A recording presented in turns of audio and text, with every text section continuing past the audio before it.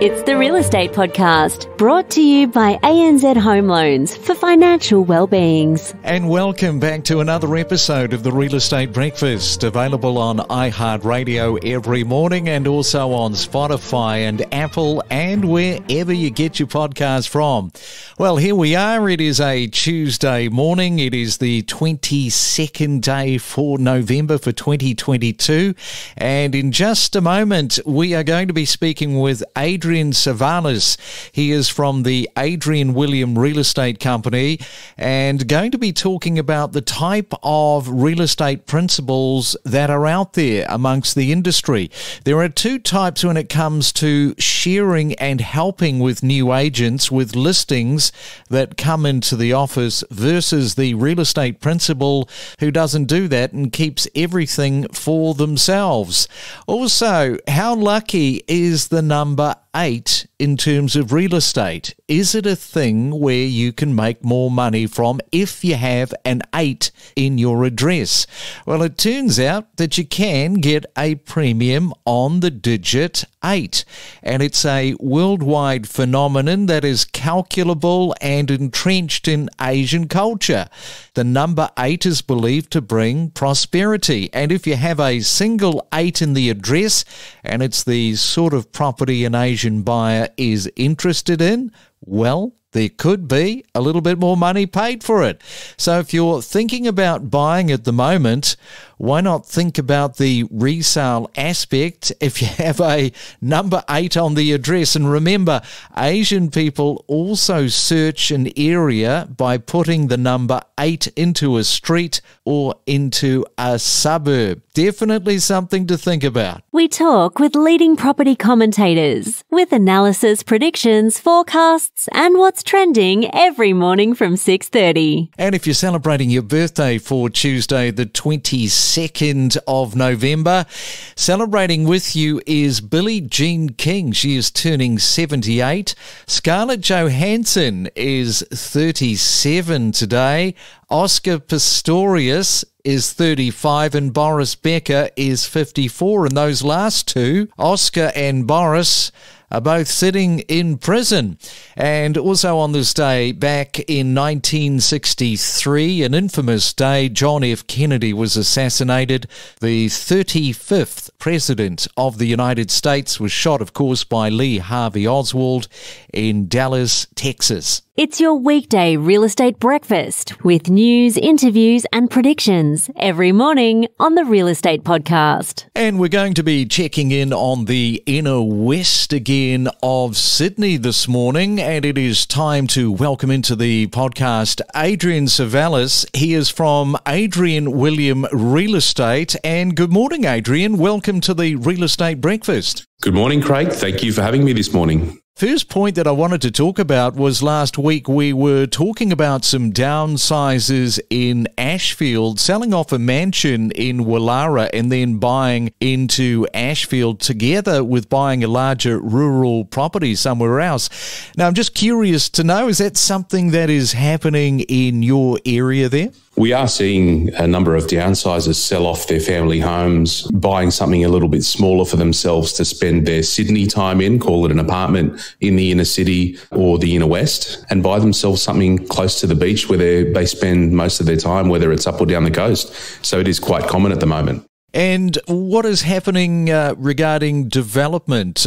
We know that the developers have been quite cautious over the last 6 months. So what's going on in your patch regarding, I guess, sort of positivity, sort of moving out from where we were 6 months ago? Developers are treading cautiously at the moment, and a typical subdivision site where, somebody can bowl over an older home and build 2 new properties on, those development sites have come back about 10% in terms of sale price.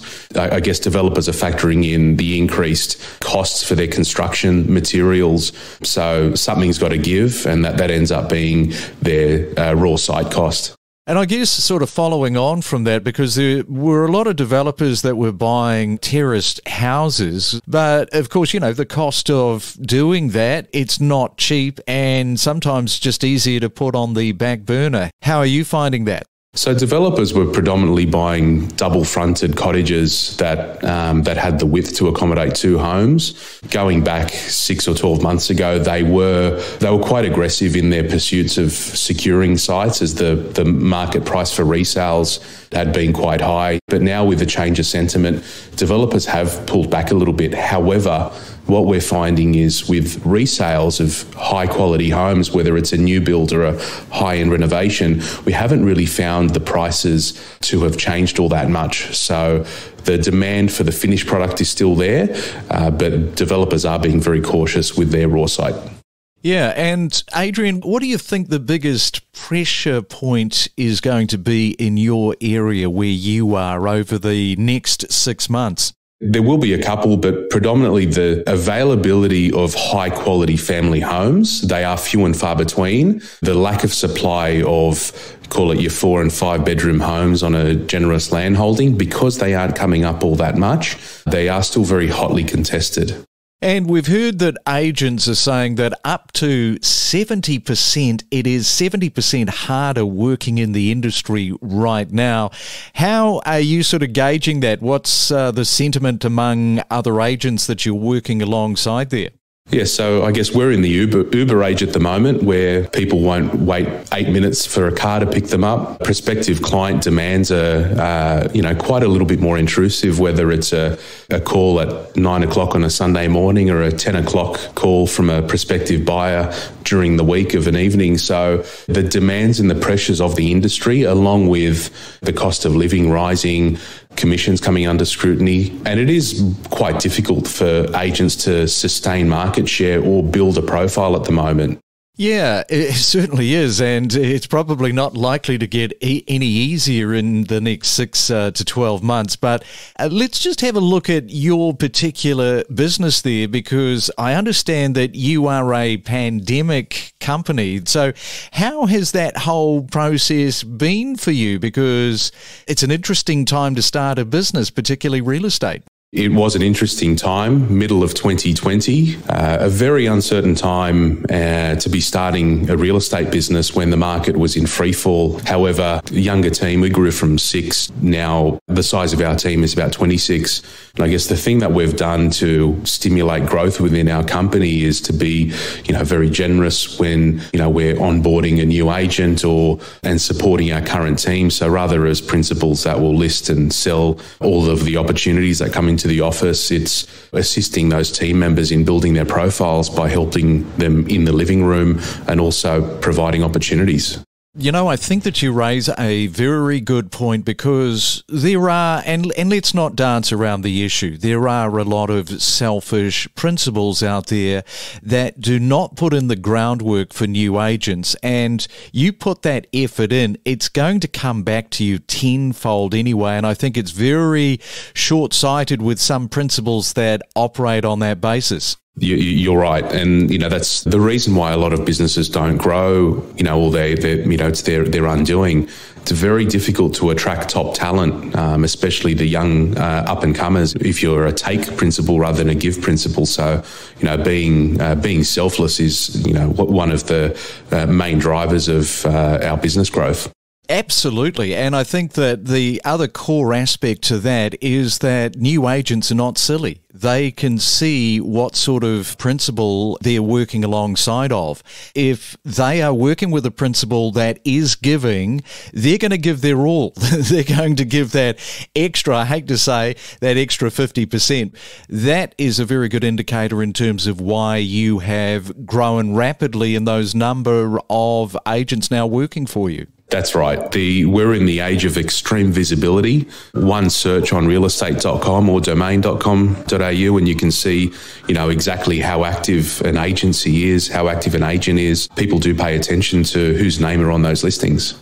And buyers, we know, are finding what they could lend a month or two ago is quite different in today's market. The goalposts have changed on them. So I'm wondering how much of that is frustrating from your end, working with buyers whose borrowing capacity isn't at a level that they need to be at to transact. I guess it can be frustrating for a number of vendors out there who have got a particular price expectation.